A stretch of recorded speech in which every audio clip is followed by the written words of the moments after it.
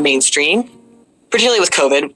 Like there was a moment where the mainstream media discovered the term mutual aid and started talking about it a lot. And the narrative was one that was about evacuating the politics from mutual aid, right? Moving towards mutual aid is like when people help their neighbors, and there's nothing about that that's a contradiction to like living in a, police surveillance state or extractive capitalism. It's just like those things go together. And this happens a lot during disasters. There'll be like people be saving each other's lives and they'll be like, look how cool that is. And they almost like a narrative of like private people can help. When the state can't do it, don't worry, we've got each other's backs. Like all's well.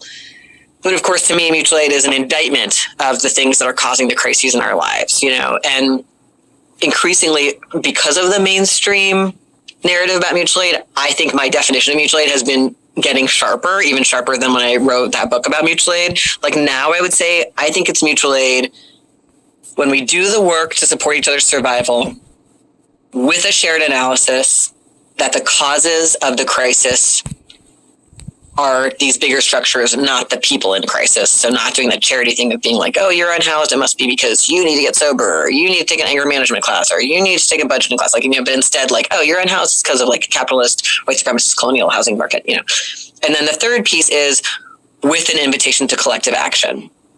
So, you're unhoused or you're facing eviction. We're doing some kind of action around that. We can directly support you. We'll go protest your landlord with you, or we'll go with you to housing court or whatever.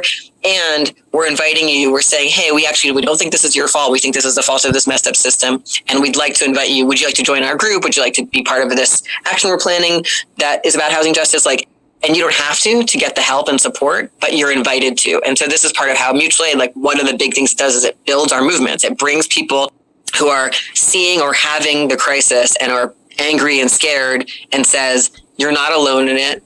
You can get help with it and like join the fight against it. Like, so it's this root causes analysis and this invitation. And I think that what the mainstream media would like us to think of mutual aid as is just like people being nice, like Christian charity or some kind of, like this very like bland, like not like taking the fangs out of it, right? Like mutual aid is like an indictment of these systems. And I think one question for mutual aid groups that I've really seen on the surface is how to make that true.